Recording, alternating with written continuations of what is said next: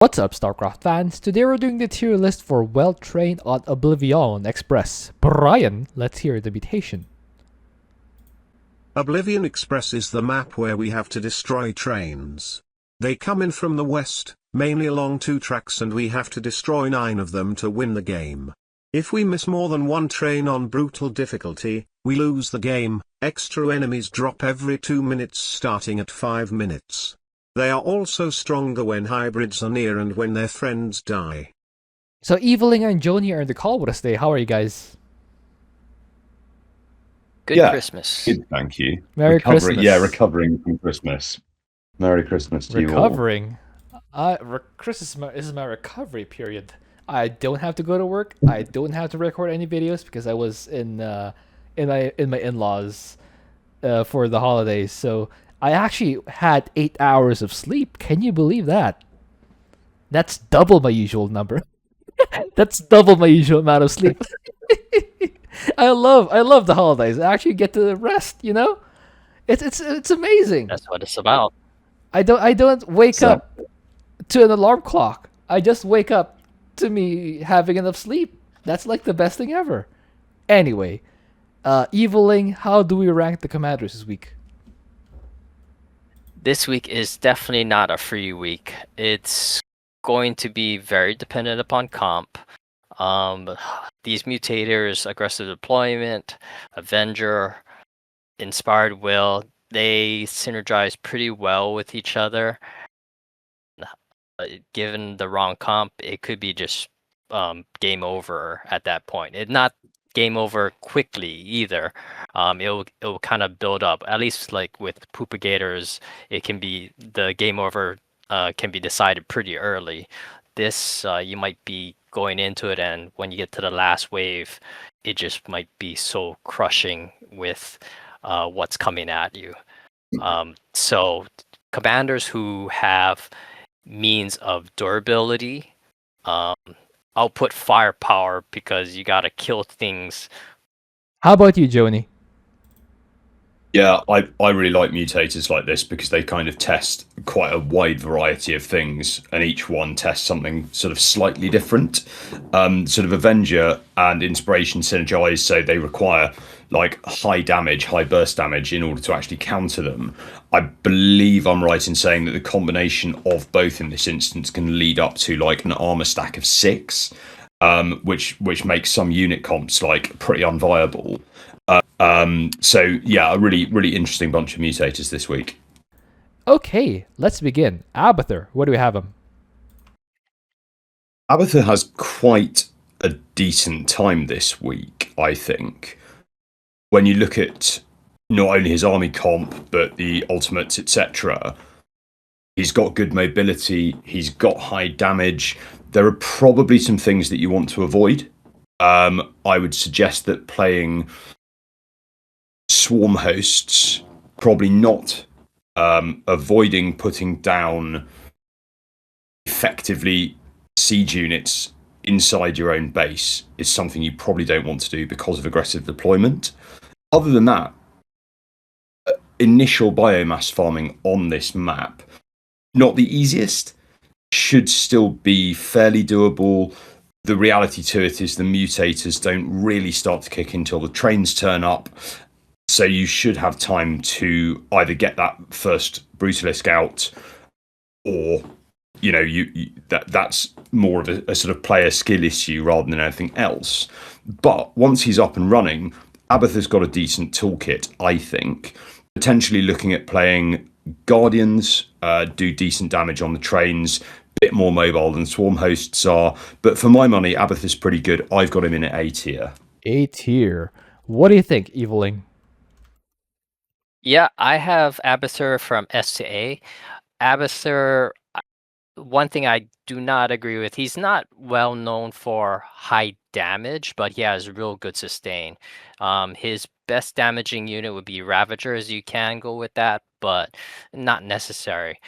One of the major things that would help a lot in dealing with these mutators, a form of crowd control, and Abathur has one of the best forms of crowd control with his Vipers. As the mutation progresses, he's going to become very mineral rich. And what you can do to help with dealing with a lot of the drops from aggressive deployment is just building a bunch of spores or spines all over the place. So you can have your army near there if the drop is about to occur, and all that static, toxicness, all that good stuff is going to be waiting for those drops to come onto your army. And hey, I got a whole bunch of stuff, and a lot of times it may just melt. Especially if it's a ground comp, and you'd have toxicness ready for them. So SA. S2A. Both of you have Abathur in S. Let's put Abathur in S. Prestige-wise, you want the second one or no prestige? I think so. I had him in A, but I think probably no prestige this week. I don't think I would shy away from playing a Swarm Host comp specifically, so I would probably look at P0 on this one. Sorry, I actually meant A. I apologize if I mentioned S. Anyway, yeah, so no prestige, A tier. Let's move on. Alarak, where do we have him? So this week is pretty much a straight up brawl, and that's what Alarak is great at. So when the aggressive deployments come, Alarak can be there to wave his hands. It's a great form of crowd control. They're in the air, you're shooting them. They can't shoot back while they're in the air for that brief period of time. And his sustain, as long as you have enough minerals to provide the supplicants, his sustain is going to be enough to weather through that added firepower.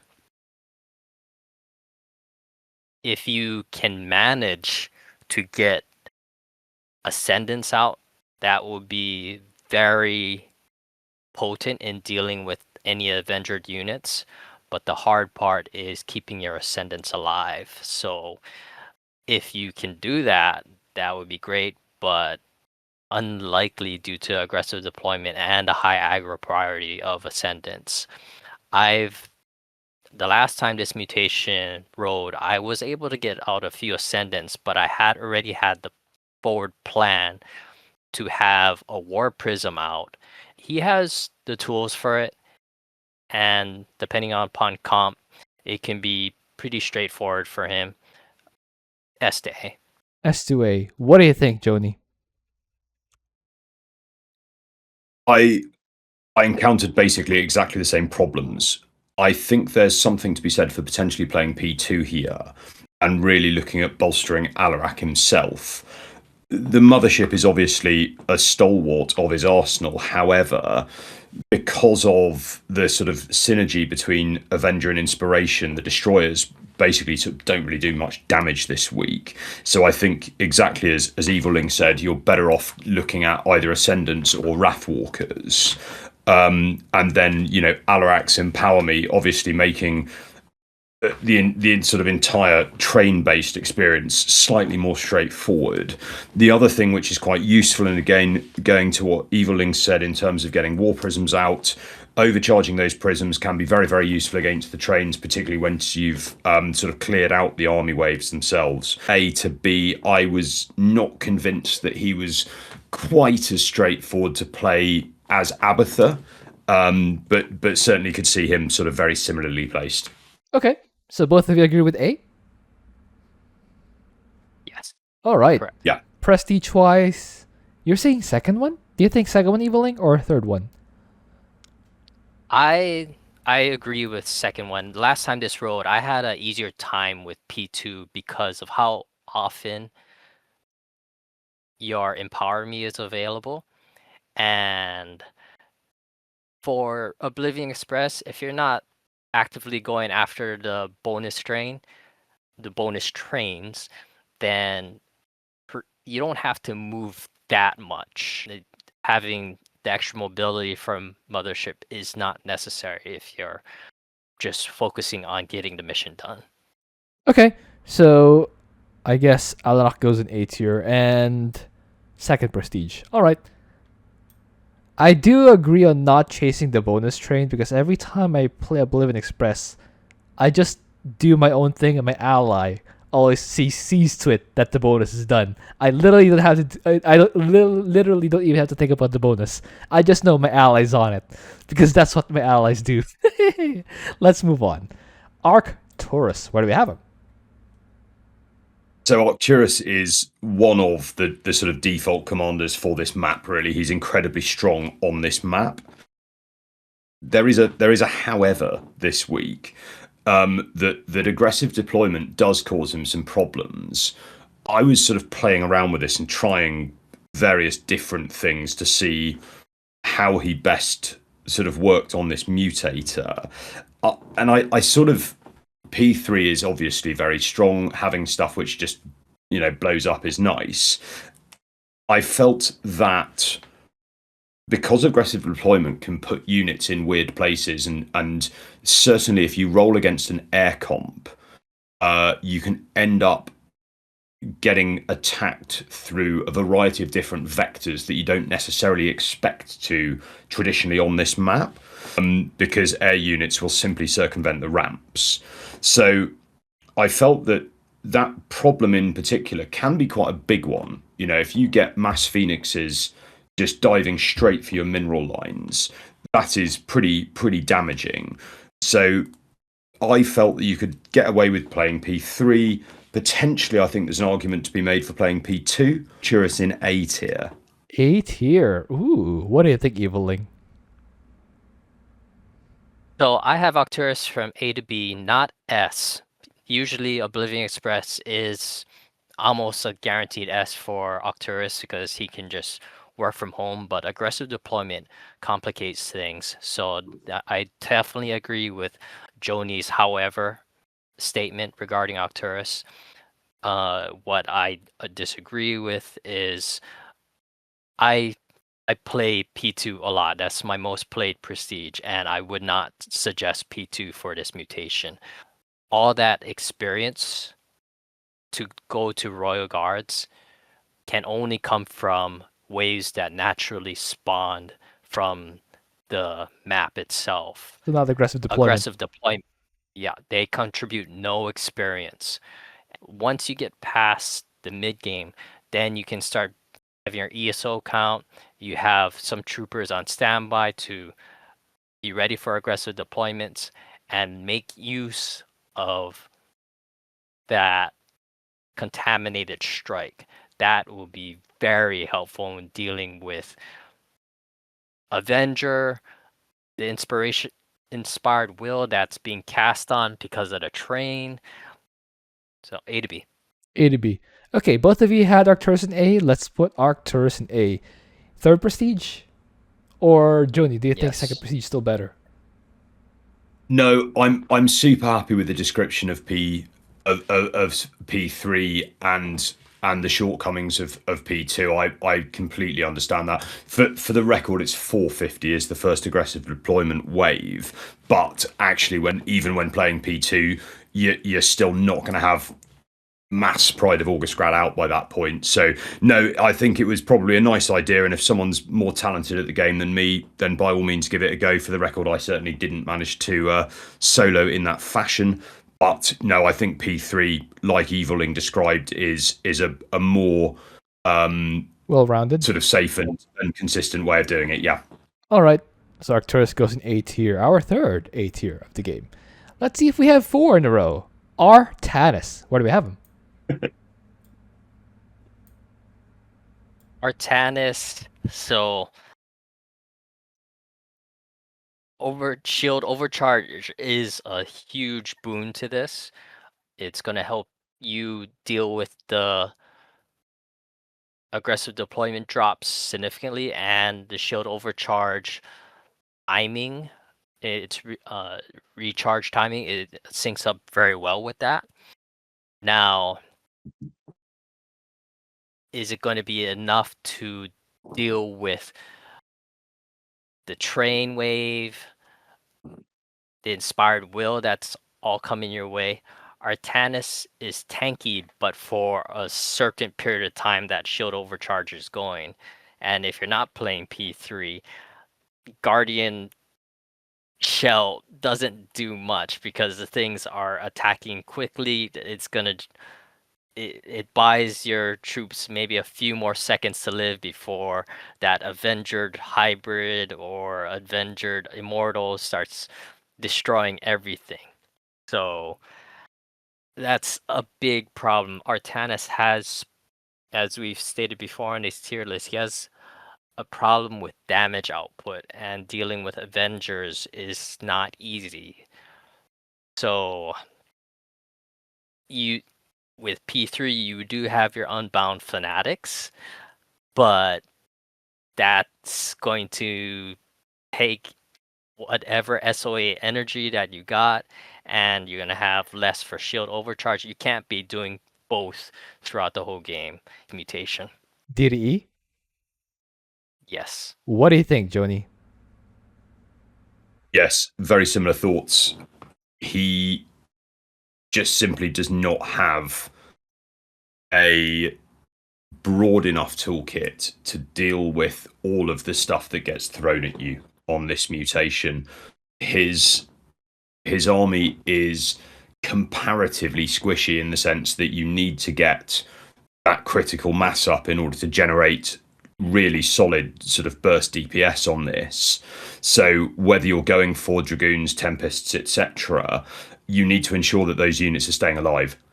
And with the amount of things that get thrown at you and the fact that they attack faster and are more resilient than normal, shield overcharge when it's off cooldown simply doesn't accommodate for all of that. I do think P3 probably is the most useful because it gives you a panic button, as I've sort of described it before. I had him in D tier. D tier. Okay, both of you guys had Artanis in D. That's where he goes. Prestige. Oh, no prestige recommendation because D tier is considered bad. Moving on, Dehaka. Where do we have him? The main thing to remember with Dehaka this week is not to build static. His static, for some reason, seems...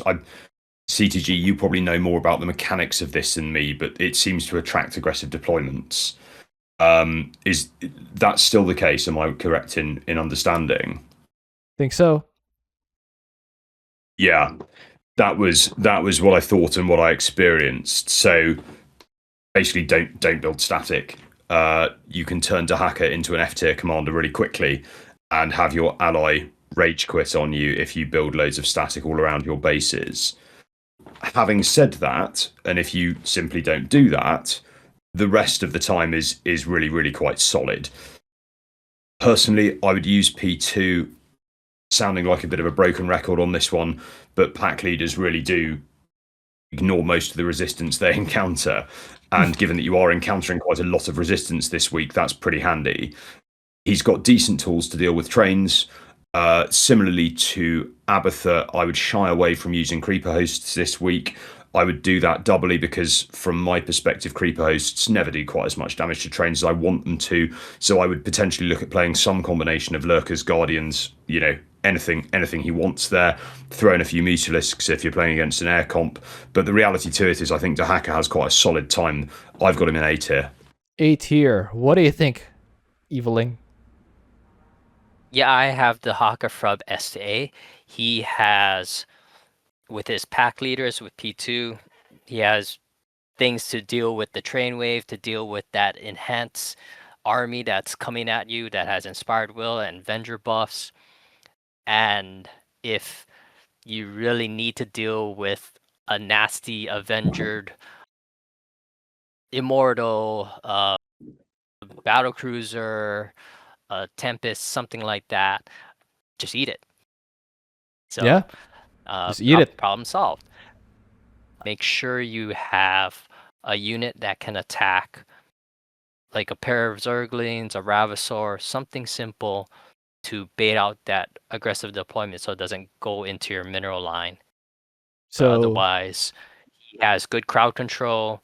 He has good ways to deal with the trains.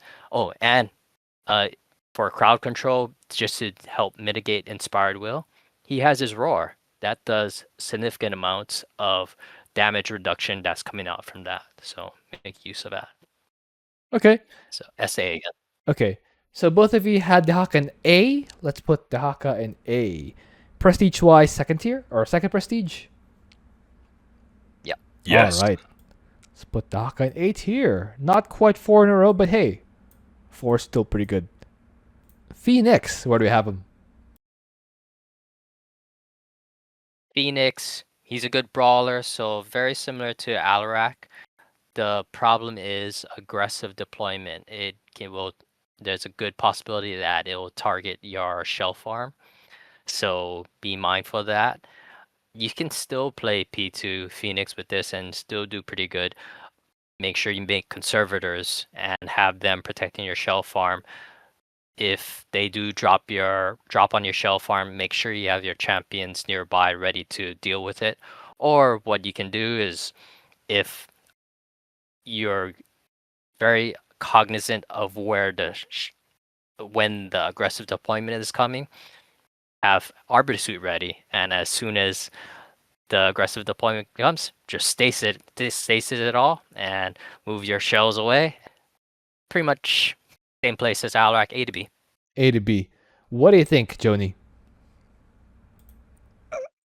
I think that despite the fact, as Evilling has said, that P2 is very viable, I think it's possibly making life mechanically more complicated for you than you might need to this week.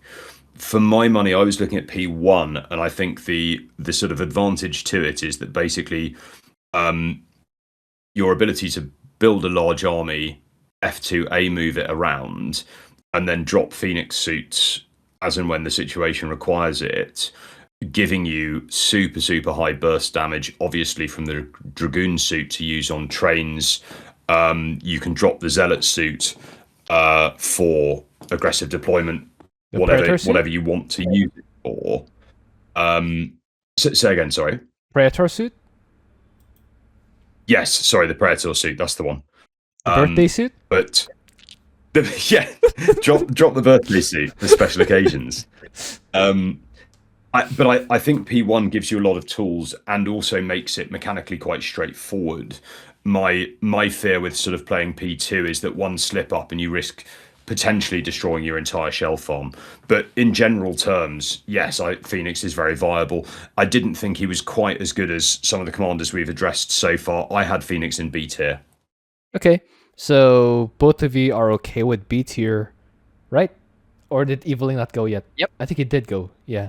Okay, so B I said tier. A to B. Yeah. Both of you did go for B tier. Let's go B tier. Do you agree with first prestige, Evilling, or will you insist on second? Yes, one? I do. I actually do recommend first prestige more, because with the Arbiter suit, you can be slinging out a whole bunch of stasis, and that's going to be actually very helpful because it helps you to break up the waves as they come and deal with it piecemeal. Granted, even if a unit is stasised, they can still gain Avenger stacks, so you still have to deal with that coming out. But by being able to deal with the attacking army piecemeal, that's all being buffed by inspiration. Okay, so Phoenix does go in B tier, and we're using the first prestige instead. Okay, moving on. Han and Horner. Han and Horner, where do we have them? Han and Horner's main problem here is that Reapers suffer from the additional armor on stuff. So you're probably going to want to look at using Hellions this week. I think there is an argument to be made to play P2, although potentially my theories with Arcturus will follow suit here as well. But my sort of mind crafting of this in my own head was that a P2 combination of Hellions and BCs gives you really significant sort of high burst damage on this. Having said all of that, they are going to struggle. They basically have squishy comps that are going to suffer from being dropped on and from Avenger units, etc. So I can absolutely see an argument for playing P1. and using the additional mag mines to provide you with a little bit more top cover from aggressive deployments and such. Ultimately, they are one of the weaker commanders in general terms. They do lack a bit of punch. I have them in D tier. D tier. What do you think, Eviling? I completely agree with the recommendation for P2. It was pretty straightforward the last time I ran it. Hellions are going to be very helpful with their stim buff, and you The tar combine that bomb. with and tar bomb. It's going to help out a lot when for Horners units, sovereign battle cruisers or wraiths, being able to buff them up significantly, and then Reapers are not going to be doing much for this mutation just because Inspiration, Avenger, they'll be doing barely a tickle to whatever is coming out. But one thing to note is Han and Horde, they do have forms of crowd control. Their Hellbats with their fear is significant, especially for aggressive deployment drops. Now, for D tier, I have Han and Horde from B to C. B to C. So, what do you think about B to C, Joni? So I'm certainly happy to put them up into C tier. I don't think they're up there with a Fenix, but at the same time, I do think they have a reasonable toolkit. So I'm very happy with C tier. All right, Han and Horde in C tier. Prestige wise, you're saying second prestige? Yeah.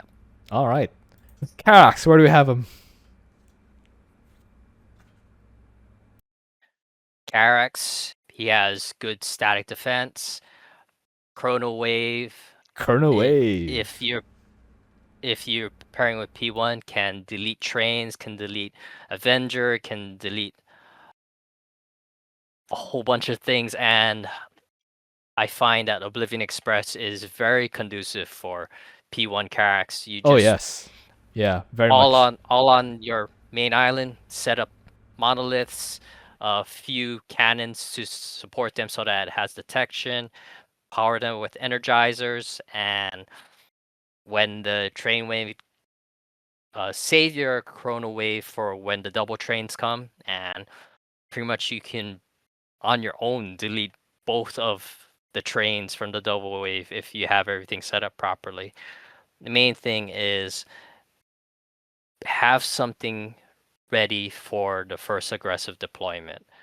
Karax SA. S2A. What do you think, Joni? Yes, exactly the same. P1, delete everything. Be careful of aggressive deployment air units getting into your mineral line, but that's what you can keep your top bar for. But no, I had Karax solidly in S tier. Solidly in S tier. Okay, both of you had Karax in S. Let's put Karax in S. Do you guys suggest first prestige over the third one? Yes, yes, I think you want the ability to use Chrono Wave to just delete waves. Agreed. Kerrigan, where do we have him? Air is a very significant problem for Kerrigan. And although I'm sort of stating the blindingly obvious and telling things, that people already know, that the combination of mutators this week make it much more of a problem than normal, basically. Hence, Kerrigan, in my view, being significantly less useful than normal. When one's looking for sort of unit combinations that become viable here, which can deal with both trains and air comps, you really don't have many options. Her lurkers are obviously very good against trains, particularly when paired with P1. Having said that, P2 gives you a bit more burst damage from Kerrigan herself. This is a bit of a struggle bus this week for Kerrigan, I think. I think that you probably, in my opinion, want to steer clear of P2 because you want the enhanced immobilization wave to wipe out units en masse as and when you can. I do think that P1 is very viable. You don't require vast amounts of mobility this weak C to D tier. C to D. What do you think, Eviling? I disagree. I don't think Kerrigan is Artanis tier. She has air. She definitely has air problems, and her best tool for that, I think, is going to be P3 because she has crowd control with the crushing grip. She has her very fast recharging your model, aka kinetic blast. That's going to be very helpful. And she has good delay tactics with her Omega Worms. She has good armor shred with her Mutalisk. And the thing about Kerrigan is she can actually make use of aggressive deployment. So Abathur, Arcturus, Dehaka, they have problems with aggressive deployment because they don't offer biomass essence XP. Kerrigan can make use of that with a assimilation aura. The money wave. Aggressive deployment still contributes to that. So aggressive deployment likes to definitely sync up with the train wave. So that's just more money in your pocket if you manage to pop it all. Armor shred, Mutalisks are good at that. Mutalisks plus Lings. A Ling Yeah, just you need has to add the Zerglings because the Mutalisks themselves don't have the armor shred. You need to pair them with Zerglings. The thing is, exactly. How long will the Zerglings survive with Avenger? Especially if the enemy has splash damage. They just need to nick the enemy. So as long as one Zergling makes contact, the armor shred holds on it. So you just need to don't spend. If you're floating a whole lot of minerals, then yeah, make as many Lings as you want. If you're a little tight on money, then make sure just make enough Lings so that one of them makes contact with what you're trying to take down. And if they do that, then they've filled their purpose, and on to the next wave. So I think Kerrigan is B to C. B to C? Well, I think it's both of you agree with C tier. So that's fine. Okay. I guess there's no problem then. C tier it is. Prestige wise, it's like a third one? I suggest third one. Oh, and one more thing. It's similar to Dehaka. Make sure you have something before 450. You can just have 2 Lings out, and then before 450, burrow them. You should probably have Zerglings anyway to break the rocks. Do you use Kerrigan to break the rocks? You always have the Zerglings to break the rocks, so I don't think that'll be a problem for any competent player. Anyway, yeah, Kerrigan C tier. Moving on. I want to go to bed before 5 a.m. Nova, where do we have him?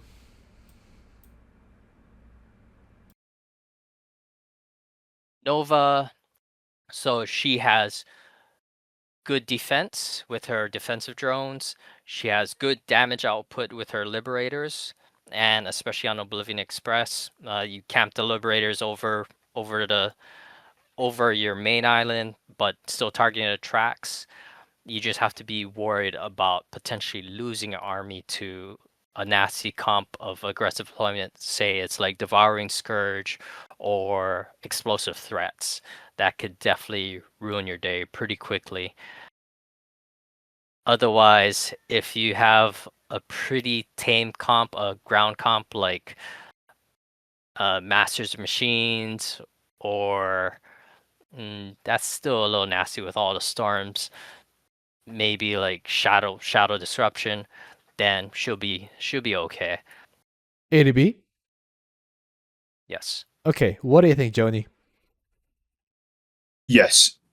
She's got lots of tools. Lib's great. Griffin Airstrike, not to be underestimated in terms of its utility here.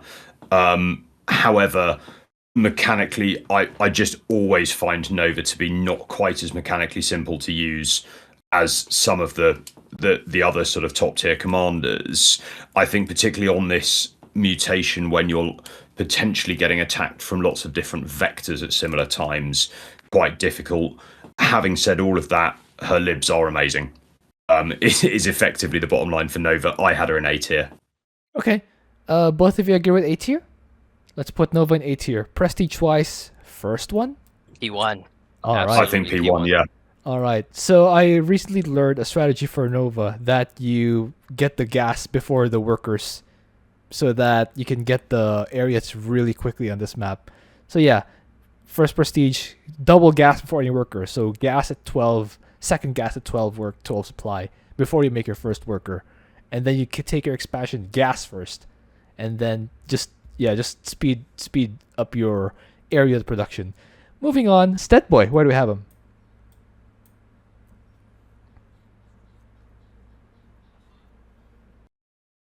That boy, he P2, he's a powerhouse.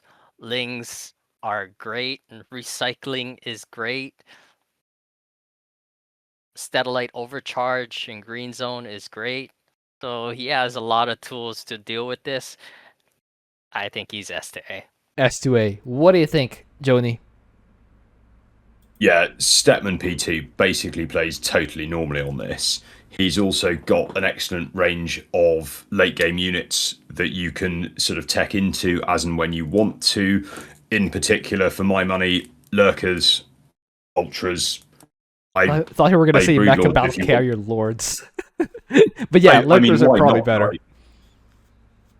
Well, there's something very special about getting Mecha Battle Carrier Lords out when you can as Stetmann. Just, every now and again the mood takes me. But no, he basically plays completely normally. He's extremely strong. E-Gorbs are absolutely fantastic against everything that gets sort of dealt with here. I had him in S tier. S tier. Okay. Stetboy S tier. Moving on.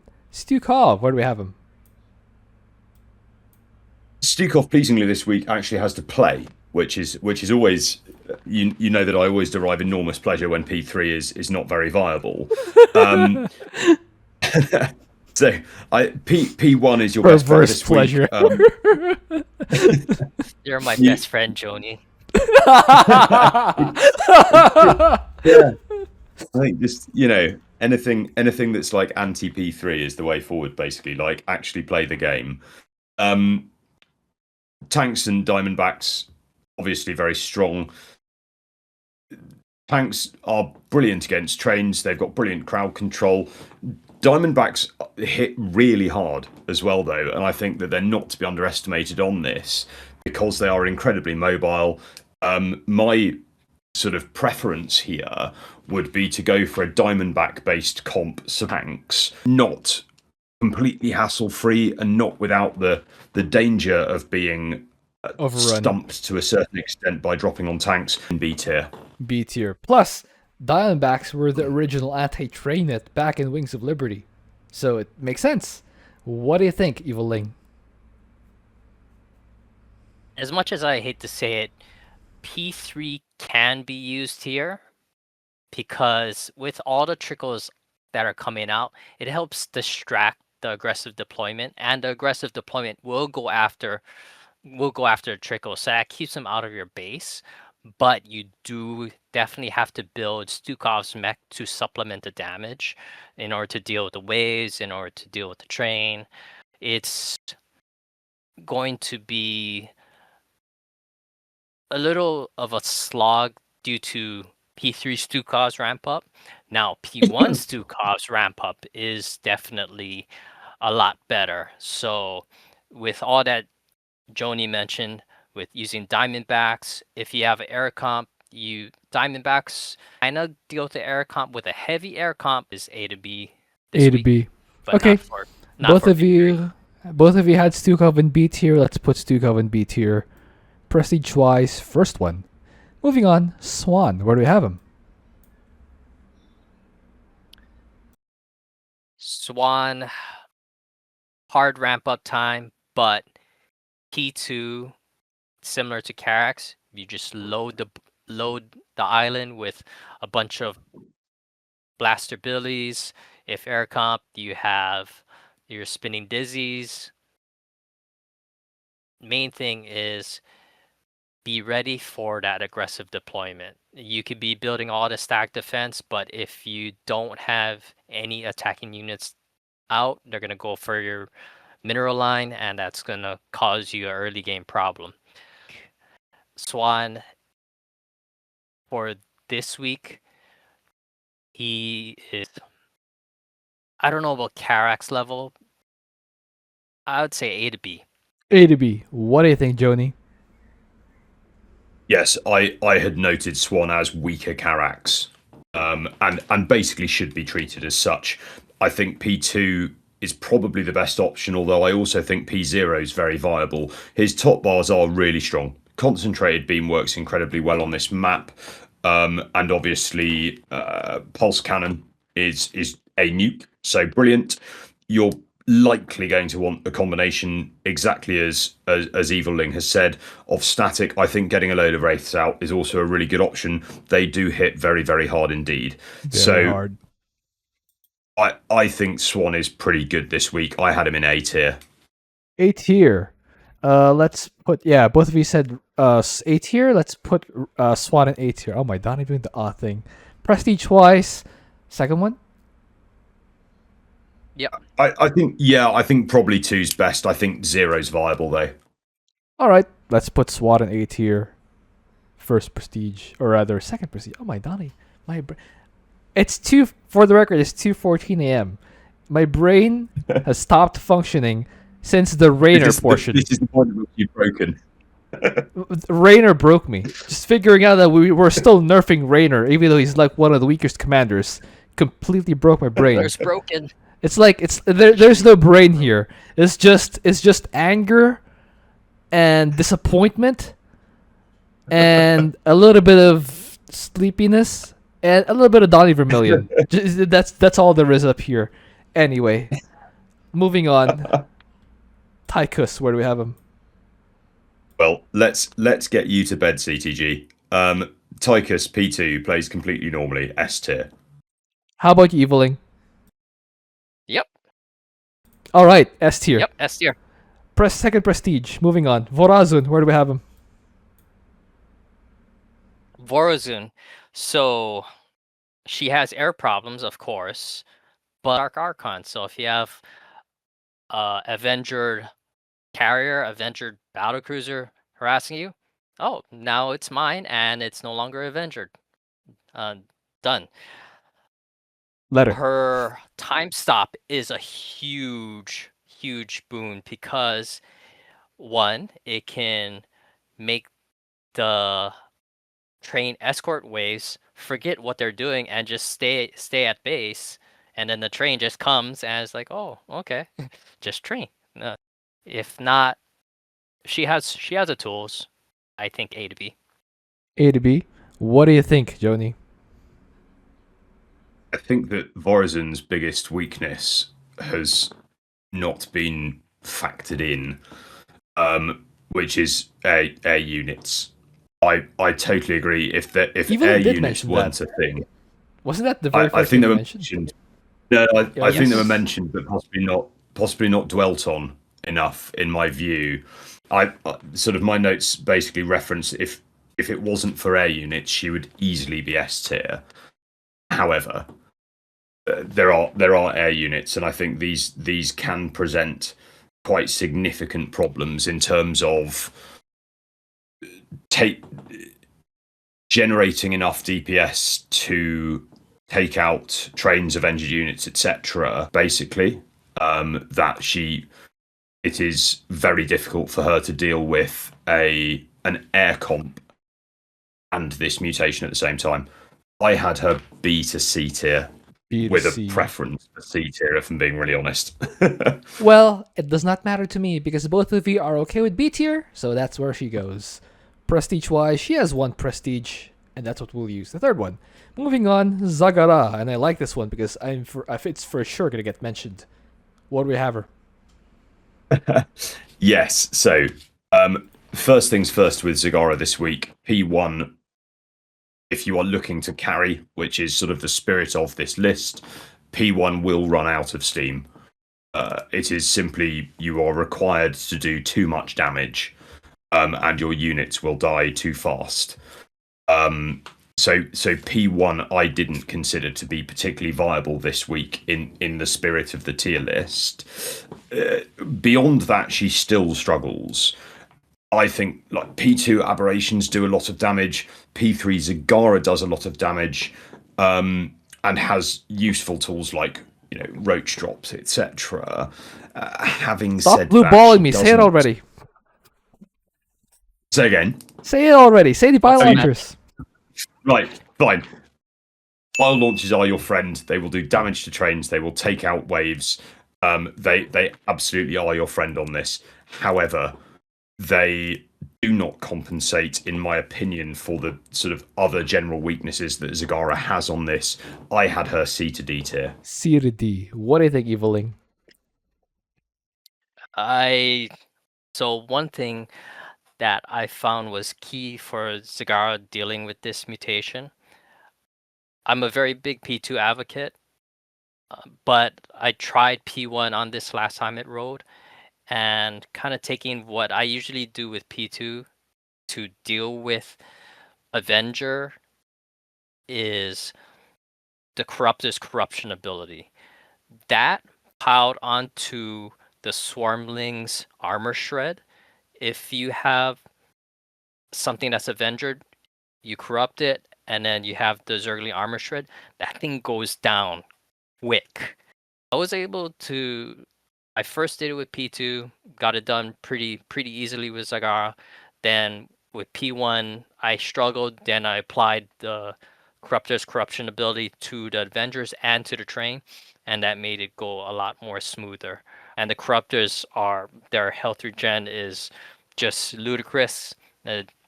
So in general, I would put Zagara from A to B. A to B. So I don't think she's C to D material. What do you think about A to B, Joni? I think by the sound of things, Eviling has tried this significantly more than I have, so I'm happy to defer to him. I would suspect closer to B tier than A tier. I think. Okay. B tier it is. I will have to try it. It sounds like yep. a lot of work. It does sound like a lot of work. Moving on, Zeratul. Where do we have him? Oh wait, prestige-wise, second one? You guys said second one. Okay. Zeratul, where do we have him? Zeratul, cannons are good, but are they enough? So, dealing with trains, ground unit, one of his best units to deal with the train are his Void Templars. With their blink ability, they help wreck trains pretty quickly if you have a ground comp. Very similarly, even if it's Avengered. Now, I think it's more of a question of prestige. I would not suggest E1 for this, just due to units that are coming at you with P2 as the mission progresses. As long as you're getting your artifacts, you are scaling up your army accordingly to deal with the increased threat. And one of his greatest assets is Avatar of Essence. So you have Avenger units, devolve them, no longer an issue. Takes away their Avenger stacks. So that helps mitigate the damage significantly, enhances your damage, you and your allies' damage. So yeah, shield guards are definitely a good complement to mitigating the damage too. Yeah, void suppression crystals or Tesseract monoliths. So he has a lot of tools to do it. He is Zeratul after all. He's S tier? I don't think so. I think he'll struggle a little bit to get his footing, unlike Karax, Stetmann, Tychus, but he has the tools. A to B. A to B. What do you think, Joni? I disagree with the final statement. I think he plays very normally. I think he plays extremely well. You can cage the artifact, which is a massive bonus on this level. So that is a problem taken away. I think even P3 is viable on this, in terms of enabling you to carry, and then between cannons, Void Hold on. Templars. You just said you can cage the artifact, and then you'll neuter that. You'll neuter how easy it is to get the artifact by limiting yourself to 2. I have to question the Oh wisdom. no, sorry. I wouldn't. Sorry, I wouldn't limit myself to 2 because personally, I wouldn't choose P3. I think P2 is much stronger. This is Okay. Sorry, I should have made that clear. Yeah, thank you This for is quite a clarifying. long map. That's what she said. Anyone normal would play P2. However, I do think P3 is viable. Is all I mean. Okay. But I think he's got a raft of ways of dealing with this. Void Templars, his Immortals, cannons. I basically pick your poison on this. I certainly, I mean, there's no way he's in B tier, but I would have him very solidly in S tier, right up there with sort of Karax, really. What about S tier, Eviling? Because if you don't agree, if it's not unanimous, it's not S. Yeah, I think Karax is a lot more straightforward. Zeratul, it's Have you considered the that problem the that I blinking find- Void Templar just delete the Avenger wave or the aggressive deployment waves? Yeah, I have. It's mainly getting it out in time and having enough artifacts to deal with that in a timely manner. There are some things that can go wrong that I've found with Zeratul, but I S tier, is he as so? I guess the question is he as easy as setting up cannon monoliths on the ledge and just pressing chrono wave at that point? That's my opinion. So what? You're Because not Tychus, you're not agreeing with S tier. I'm not agreeing with S tier because his power doesn't come as early as Karax, Stetmann, and Tychus. Okay. If it's not unanimous, it's not S tier. So I guess Zeratul is A. Alright, that's fine. Do we have a double S this week? No, Alright, who's top of S? I think Karax. Karax? Yep. Okay. And then? I would I'm say not that order is correct. I think Stetmann, then Tychus. Okay. Fair enough. Top of A? I've got a plump for Zeratul on this one. Okay. Yep, I agree. I agree with that. And then possibly Nova's very strong. Hacker's very strong. Arcturus is very strong. Would be my sort of top of the A, I think. Okay. Then? Sure, not Dehaka over Nova. Either way, I'm perfectly happy. So if you feel that's the best, then yes. I think do Dehaka like over Nova. defensive drone, but yeah, Dehaka might be. Yeah, Dehaka. I mean, Dehaka is very strong. Yeah. Yeah, Nova loses her army. She's kind of SOL, so she has that weakness against her. Then? And then I think probably I would probably put Swann ahead of Alarak. But other than that, I think that's about right. Yeah. Okay. Yep. Top That's of good. B?